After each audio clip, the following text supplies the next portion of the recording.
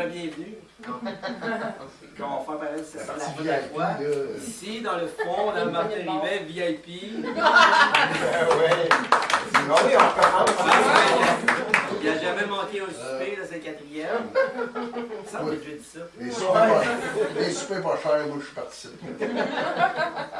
Puis, ben, merci à tout le monde d'être venu. Encore une fois, là, je suis aussi content que tantôt. Ça paraît. Puis, bon, ben, le thème de la soirée, la guerre des étoiles, en gros, c'est parce que dans toute la recherche que j'ai faite là, depuis 3 ans, une recherche assez approfondie, je me suis aperçu que, bon, ben, non seulement que les ovnis ça existait, non seulement que le gouvernement est au courant de toute cette histoire-là, non seulement qu'il était impliqué dans tout le cover-up qui essayait de cacher ça, non seulement qu'il avait en plus récupéré des ovnis dès le début de la Deuxième Guerre mondiale, à partir de 1941, jusqu'à dans les années 50, il faisait tomber des ovnis délibérément avec des ondes radar, pouf, pour récupérer les technologies, pour avoir une certaine suprématie mondiale sur la planète au complet, ce qu'on est en train de vivre là présentement en 2013. Puis, comme si c'était pas assez, Reagan, dans les années 80, a commencé à militariser l'espace. Donc, à notre insu, puis ça a coûté juste le projet Guerre des étoiles de Reagan, ça a coûté 120 milliards. Ça, c'est juste la partie qu'on connaît. Puis, en dehors de ça, il y a plein de projets occultes, des Black Projects qu'ils appellent, c'est des projets secrets, qui souvent sont financés par des activités en lien avec la vente d'opiacés, qui est l'opium, l'héroïne, puis tout ça. La CIA est impliquée là-dedans. Là, je fais un topo assez rapide. C'est sûr que quelqu'un qui n'a jamais entendu parler de ça, ça rentre dans le dash, mais je pense que tout le monde ici sont capables d'en prendre. OK. Donc, on commence comme ça. Quelques déclarations surprenantes d'officiers canadiens américains. Ça, c'est pas n'importe qui. Le général MacArthur, c'était le général d'armée pour toute la région du Pacifique. Paul Hellyer, ancien ministre canadien de la Défense. Puis Wilbur Smith, un ingénieur canadien qui travaille pour le ministère des Transports. Puis là, on va regarder les déclarations que ces personnages-là ont fait. Donc, lui, en 1955, le général MacArthur, là, c'est dans le début de la guerre froide, il dit « Vous êtes maintenant face à un nouveau monde, un monde de changement. Nous parlons de façon étrange d'exploiter l'énergie cosmique, d'un ultime conflit entre une race humaine unie contre des forces sinistres provenant d'une autre galaxie. Les nations du monde devront s'unir car la prochaine guerre sera interplanétaire. Les nations de la Terre devront tôt ou tard faire front commun contre les attaques d'un peuple provenant d'autres planètes. » Donc, je veux dire, là, c'est pas... En 55. En 55, lui, c'était pas de la fiction. Dans sa tête, à lui, il y avait des choses qui avaient été confrontées, qu'il avait vues, qui disait il y a quelque chose qui s'en vient, puis pour lui c'était une guerre interplanétaire avec des espèces d'autres planètes. Sauf que aujourd'hui en 2013, on n'a pas vraiment entendu parler de ça. Ça s'est fait en douce. Wilbur Smith, lui, c'est lui qui a mis sur pied le projet Magnet en 1950. Le projet Magnet, c'est un projet d'études secret du gouvernement canadien pour étudier les ovnis. Mais lui avait mis sur pied ce projet-là parce qu'il voyait parce que dans les années 50, il y avait une vague d'ovnis, puis ça parlait beaucoup d'ovnis, beaucoup de gens en voyaient. Puis lui, il disait, je crois que dans le fonctionnement des ovnis, ça va nous aider à comprendre l'énergie géomagnétique, une forme d'énergie qui, en fin de compte, c'est fait sur l'énergie ambiante, c'est-à-dire on baigne dans cette énergie-là. Puis lui, c'est une salle de transport aérien. Donc, c'est pour faire des vaisseaux aériens, mais qui fonctionnent avec cette énergie-là. Donc, il fallait qu'il étudie un peu les ovnis. Puis, avec ça, c'est en 55. Donc, presque un an après la fin du projet, là, puis après la moitié du projet, là, il en a conclu que oui, c'était possible d'utiliser cette énergie-là, mais là, il y avait des gens qui vivaient, c'est bien beau de voir des ovnis, mais il y avait des gens qui disaient qu'il y avait eu des interactions avec les personnes, les extraterrestres. Puis là, il a fini par ouvrir un autre volet de ce projet-là. Puis pour arriver à avoir une meilleure idée. Là, il y a plusieurs groupes de personnes qui ont eu des contacts avec des extraterrestres et j'essaie de mettre les morceaux ensemble afin d'identifier et connaître les intentions de ces différents visiteurs. Il n'y a aucun doute dans mon esprit qu'il y a un certain nombre d'intelligences travaillant dans l'intérêt de cette Terre, mais j'ai bien peur que certains d'entre eux ont des intérêts divergents. Donc, ce qu'il dit, c'est qu'il y a plusieurs groupes d'extraterrestres, mais les deux principaux, il y en a qui travailleraient pour notre intérêt, mais il y en a d'autres qui abuseraient un petit peu. Ils nous utiliseraient ou ils utiliseraient nos ressources à notre insu. Là, c'est encore lui, c'est en 58. J'ai été informé que tous les gouvernements ont été officiellement tenus au courant de l'existence de la réalité des peuples d'ailleurs. Ça, c'est en 58. Donc, les gouvernements de plusieurs pays étaient au courant. Okay? Mais pourquoi on n'en parle pas? Parce qu'il y avait une structure au-dessus des gouvernements qui faisait que non, on ne peut pas parler de ça. Il faut garder ça secret. Les gens, l'idée à l'époque, il faisait référence à la guerre des mondes d'Orson Welles, que les gens étaient pour se lancer par les fenêtres, mais ils ont peur des extraterrestres. Mais ça, c'était de la propagande faite par la CIA. À l'époque, c'était pas par la CIA, mais faite justement dans le but, là, pour pas que les gens soient au courant de ça. Ministre de la Défense, ancien ministre de la Défense canadien, Paul Heyler, en 2005, dans une conférence, discours à l'Université de Toronto. C'est beaucoup plus long, mais là, c'est la partie qui nous intéresse pour ce soir. Il dit, bon, les ovnis sont aussi réels que les avions qui volent au-dessus de nos têtes. Je suis tellement concerné à propos de ce qui pourrait se produire dans le cas de déclenchement d'une guerre intergalactique que j'ai pensé qu'il fallait que je dise quelque chose. Bon, là, il fait référence au crash de Roswell, à la censure alentour de ça. Puis, tantôt, on va voir d'autres citations de Paul Heyler où ce qu'il dit qu'il y a des gens, à un moment donné, de ces espèces-là qui sont venues, mais c'était pas hostile, c'était plus pour nous mettre en garde d'arrêter d'utiliser des armes nucléaires, d'arrêter de faire les guerres. Donc, le président Reagan, en 87, ça fait partie d'un discours qu'il a donné aux Nations Unies. Puis en 87, c'est lui, quand il a commencé à travailler là-dessus, le projet Guerre des Étoiles, c'est début des années 80, dès le début de son mandat, en 81, il a commencé à être briefé. C'était un peu ça, lui, son travail qu'il a eu en tant que président, s'occuper de militariser l'espace.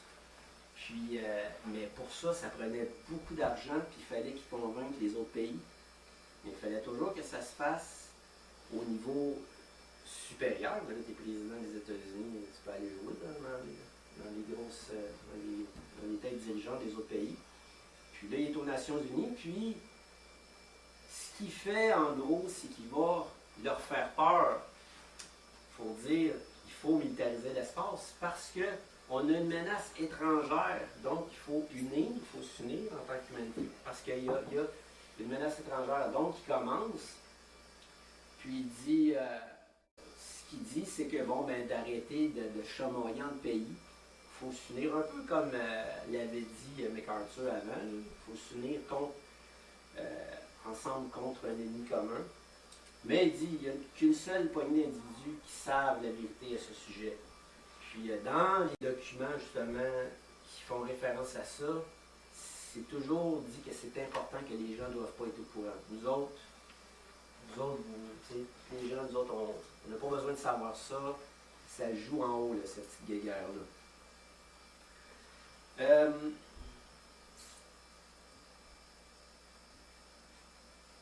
Ça, je vais. D'habitude, j'ai pas le même. Excusez. Ça va vite, hein? Ouais, c'est de l'information. Ça rentre. Non, on va commencer par ça, parce que l'autre. On va commencer à l'envers? Ouais, c'est ça. Okay. J'ai montré à Annie, puis en fin de compte, Edouard, peut-être mieux. Bon, j'écoute non. OK, donc, ici, ce que ça dit, c'est bon, je m'appelle Bob, puis moi j'ai fait les ovnis pour le complexe militaro-industriel. Le complexe militaro-industriel, ça c'est une structure super puissante qui s'est mise en place pendant la Deuxième Guerre mondiale. Ils ont fait beaucoup d'argent avec les guerres, tellement que même les guerres par la suite, le Vietnam, puis tout ça, ils ne voulaient pas que ça arrête les guerres, ils faisaient trop d'argent avec ça. Ouais, ils faisaient des bombes, puis faisaient cracher des hélicoptères, c'est payant. T'sais. Mais en même temps, c'est que eux autres, l'argent qu'ils faisaient, c'est qu'ils commençaient à développer une guerre sur un autre niveau. Ils commençaient à développer une guerre au niveau spatial. Lui, c'est Ben Rich qui a travaillé sur toutes sortes de prototypes, des Blackbird qu'ils appellent, des prototypes d'avions hautement classifiés. Puis il dit, bon, il y a deux types de ovnis, ceux que nous construisons et ceux qui construisent, en parlant des extraterrestres. Nous avons appris autant de ceux récupérés après un crash que de ceux qui nous ont légués. Le gouvernement savait tout ça et jusqu'en 1969, il gérait activement l'administration de cette information. Après la purge de Nixon en 1969, l'administration était désormais gérée par un comité de dirigeants du secteur privé. Là, ce qu'il dit en gros, là, c'est que ça n'a pas arrêté toute cette histoire de secret-là. Puis même avant, les présidents, quand ils parlent d'administration, bon, c'était le président et tout ça, jusqu'à Nixon, mais avant Nixon, il y a eu Ford, il y a eu Kennedy, puis il y a eu après Kennedy, de toute façon. Mais chaque président, depuis Roosevelt, Truman, Eisenhower, tous les présidents étaient au courant de la réalité extraterrestre, étaient au courant du développement de technologies à partir de ovnis crachés. Il faisait partie, il était dans le secret. Mais après 1969, pourquoi ils ont voulu arrêter ça? C'est parce que le président, il est là juste pour 4 ans. OK? Puis lui, là, il vient au courant de trop de choses. Fait qu'ils ont décidé que cette structure-là qui existait, puis que déjà elle influençait le gouvernement, cette structure-là, ça s'appelle le comité Majestic 12. Quand il parle de dirigeants du secteur privé, c'est le Majestic 12. Puis eux, c'est un peu eux autres qui disaient un peu les politiques à adopter combien de budget que ça prend. Puis bon, on voit dans des documents à un moment donné comme ce comité-là, au début, il est moins fort, il a moins de pouvoir. Puis il essaie de faire de la pression sur Roosevelt à l'époque, ça c'était pendant la Deuxième Guerre mondiale. Puis il dit, nous autres, on veut développer, on a besoin de fonds. On veut développer à partir de ce qu'on a récupéré, des ovnis crachés. On a plein de superbes technologies. Là, imagine-toi, là, imaginez-vous que là, vous êtes en 47 ou même en 42, parce que déjà 41, 42, ils l'ont récupéré. Puis là, eux autres, c'est des scientifiques, puis ils tombent sur des mines de ressources technologiques, de la fibre optique, le nucléaire, mais juste le mode de propulsion de ces engins-là, pour eux, c'était fantastique, mais pour faire de la rétro-ingénierie, ben là, il faut que tu essaies de reproduire ça, puis tu l'adaptes à nos aéronefs conventionnels. Mais ça prenait beaucoup d'argent. Puis il n'y avait pas de contrôle là-dessus. Puis Eisenhower il avait dit OK pour la bombe atomique, on va mettre fin avec la guerre en Allemagne, mais après ça, non. Quand Truman est arrivé en 1945, ben lui a commencé les projets. Puis là, ce groupe-là a pris de plus en plus d'ampleur, de plus en plus de force, jusqu'à un moment donné de tasser carrément l'administration présidentielle. Le Watergate, là, c'était ça. Quand il parle de la purge, là, c'était le Watergate. Puis toutes ces choses-là, tu sais, quand tu regardes des films là-dessus, Watergate, ça fait plus ou moins de sens. Mais quand tu commences à regarder ça dans cette perspective-là, c'est simple, puis ça fait beaucoup plus de sens. Là, tu te dis, ben c'est ça l'affaire, tu sais, c'est pour ça qu'ils n'en parlent pas et qu'ils ne veulent pas en parler. Le général Lemay, lui, c'était, il l'appelait, il y avait plusieurs surnoms, là, parce qu'il a l'air gentil, mais c'était un tough. Puis lui, sa spécialité, ben, c'était le bombardement. Puis justement, il a travaillé au bombardement Hiroshima et Nagasaki, puis tout ça, tous les bombardements stratégiques, tout lui qui était là-dedans. Puis lui il disait, à bombarder des villes comme ça, c'est comme ça qu'on sauve des vies. C'était sa façon de voir. Lui, il dit, on va sauver bien plus de vies qu'on va en perdre, puis lui, c'est un maniaque de la bombe. Puis là, donc ça, c'est tiré d'un informateur. Lui, Thomas Cantwell, c'était quelqu'un qui travaillait à l'interne dans ces projets secrets-là, puis il a commencé à un moment donné à faire sortir des documents, puis à des ufologues, puis à un moment donné, il y en a un qui dit c'est une mine d'or d'information, c'est pas de la désinformation, c'est vraiment bon. Puis ça, c'est un des premiers qui commençait à parler du vaisseau S. C'est un vaisseau, un prototype, mais fait propulsion nucléaire, qui avait commencé à faire avec des ovnis récupérés en 41 et en 42. Puis ben, il avait commencé à le faire en 45. Puis ben, le bout qu'on a passé rapidement au début, là, les scientifiques allemands, ça il y a eu une opération tout de suite après la guerre en 45. Les Américains et les Russes, quand ils ont tombé sur les installations nazies, l'installation des Allemands, de développement, de recherche et développement scientifique, ils ont été complètement abasourdis parce qu'il y avait plusieurs choses là, de la haute technologie. Mais justement, peut-être une des raisons si les nazis ont perdu la guerre, c'est parce qu'ils ont mis beaucoup de temps sur la recherche et développement, puis pas assez sur quelque chose qui se fait rapidement, puis qu'on fait une frappe un peu comme les Américains ont fait au début. Mais ce qu'ils ont fait, quand ils ont vu les technologies là, ils ont ramassé tout ce qu'ils pouvaient, autant matériel que ressources humaines, les scientifiques, tous les scientifiques, même si c'était des nazis, puis les ont mis dans des bases secrètes, puis on dit c'est soit ça ou le procès de Nuremberg. Ben, le procès de Nuremberg est un nazi, ben, c'est la peine de mort ou tu t'en vas en prison pour longtemps. Donc, ils préféraient continuer à faire de toute façon ce qu'ils faisaient déjà, travailler sur des technologies, pour par la suite, ben, ils étaient rendus seul américain, puis en gros, c'est ça, les scientifiques allemands quand ils étaient sur des bases secrètes américaines. Donc, c'est ça, bon, ben, ils travaillent pour reproduire les technologies, propulsion magnétique, développées par Tesla. C'est toutes des choses que, aujourd'hui encore, on n'a même pas accès. Ça, c'est des turbines sans pales.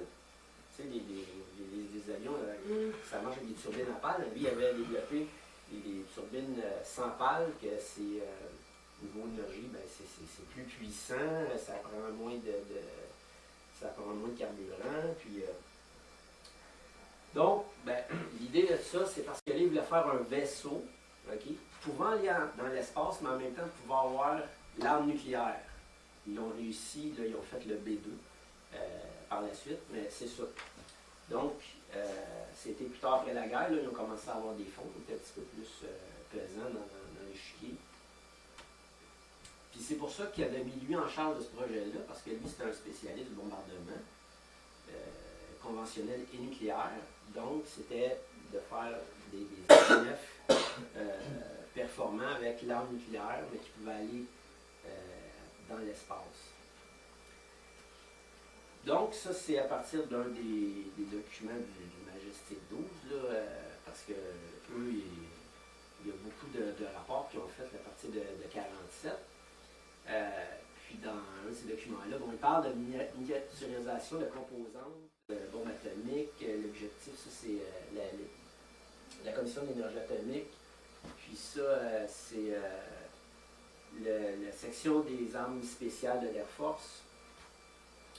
Puis bon, ben, ça, c'est le Massachusetts Institute of Technology qui indique que l'acquisition de telle technologie est possible avant de la fin de la décennie. Ça, c'est en 1951, c'est 51, 50, 51. Donc, il était capable d'avoir des technologies avancées avant la fin des années 50. Déjà en 51, ils savaient, les autres, ils savaient, avec les budgets qu'ils avaient, la façon qu'ils développaient ça. Puis, les micro-circuits, là, c'était long là, avant d'avoir ça, nous autres, là, ici, là, des micro-circuits. Eux autres, déjà, dans les années 50. C'est pour ça, je dis souvent ça.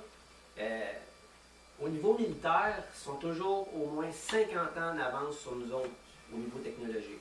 Tout le temps, tout le temps.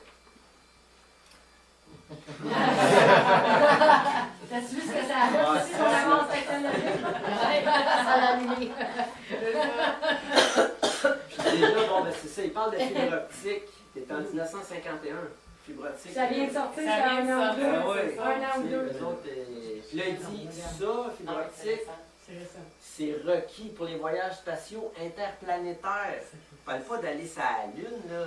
Ben oui, Ouais. sur la Lune est plus loin, Pour là. les agresseurs. Tu sais, Fait que déjà, il était au courant dans les années 50 qu'il pourrait faire des voyages interplanétaires avant la fin de la décennie. Oui, ils sont allés sur la Lune en 69. La NASA, ça, c'est une toute autre histoire. Ça, c'est militaire. NASA, c'est civil, c'est public, c'est privé. Tu sais. Fait que c'est deux mondes. Les militaires, eux autres, c'est classifié, c'est secret, mais sont bien plus en avance que la NASA. Bon, ben, Vannevar Bush, que lui, c'est lui déjà,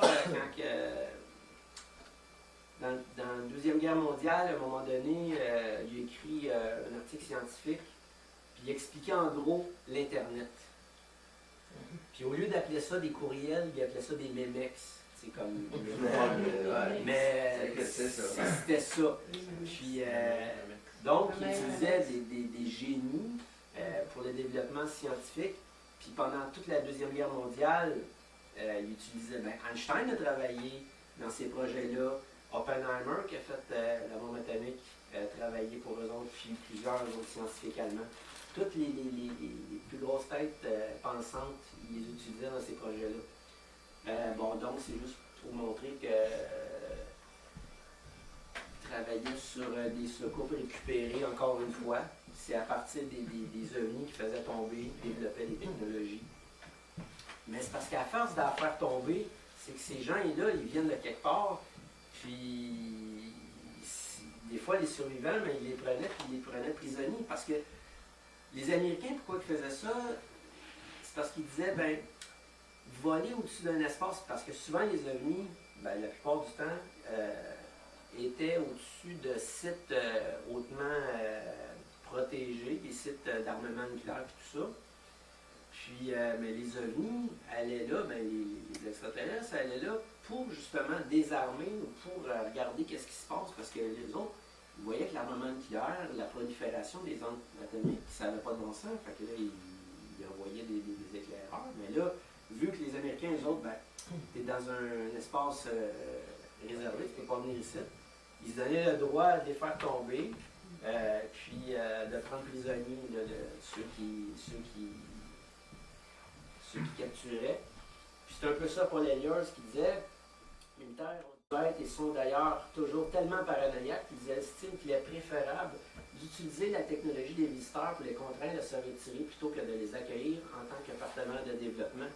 Quoi qu'ils aient pu être aidés par quelques renégats qui les ont assistés dans ce qui est possible de percevoir comme des développements diaboliques. Les petits renégats, là, ben, c'est les tigris. C'est qui? Les tigris, c'est comme...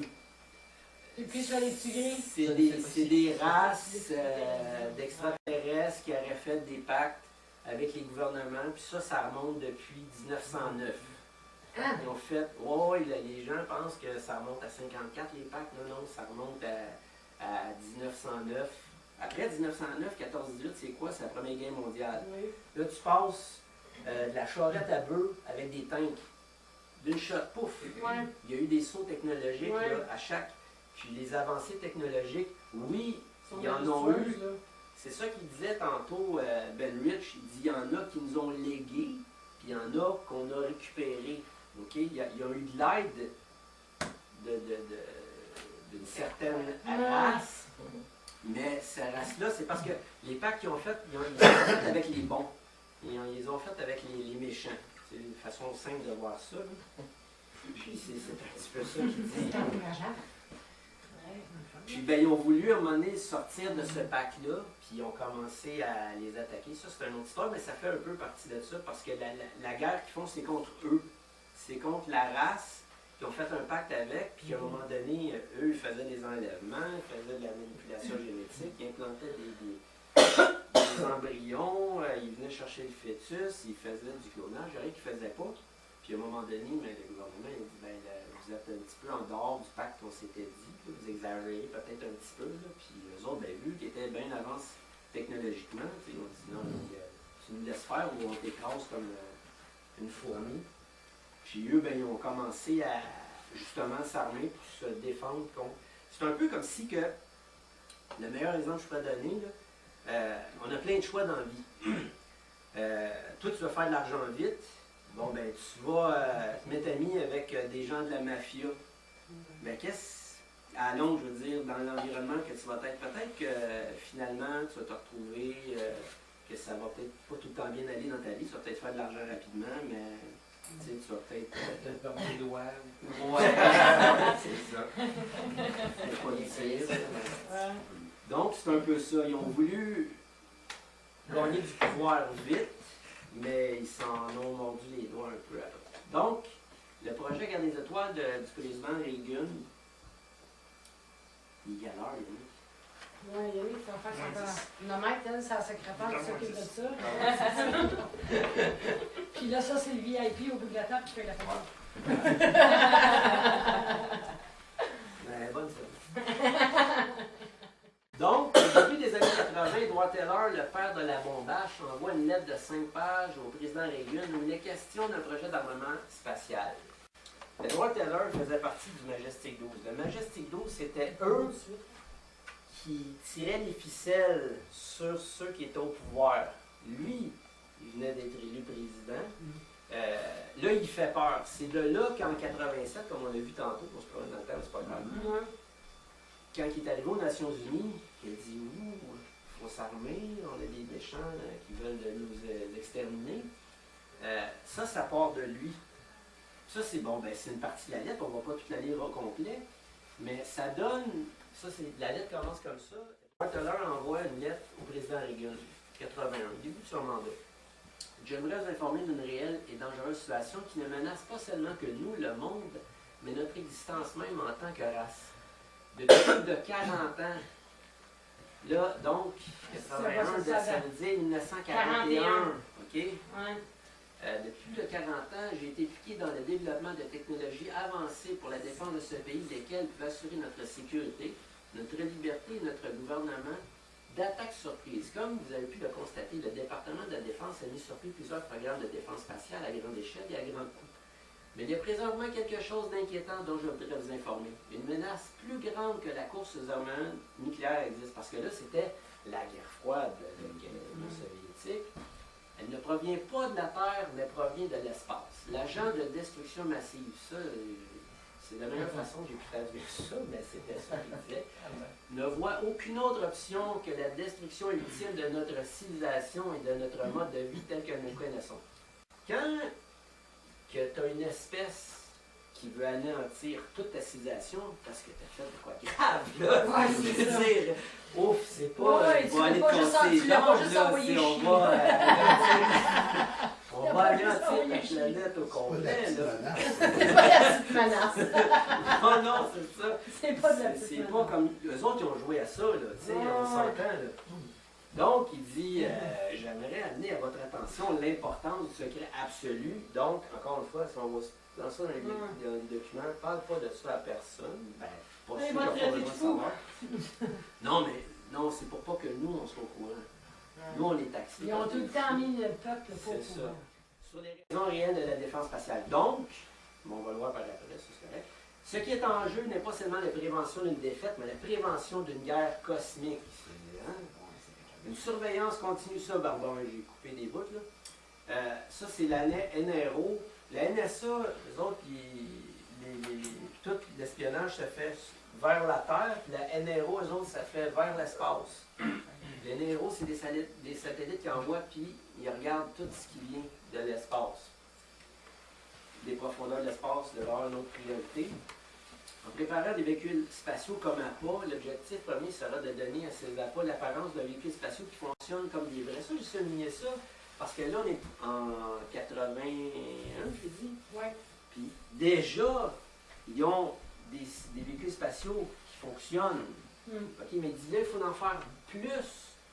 Mais des fakes, des faux, parce que quand il va arriver, ils vont attaquer.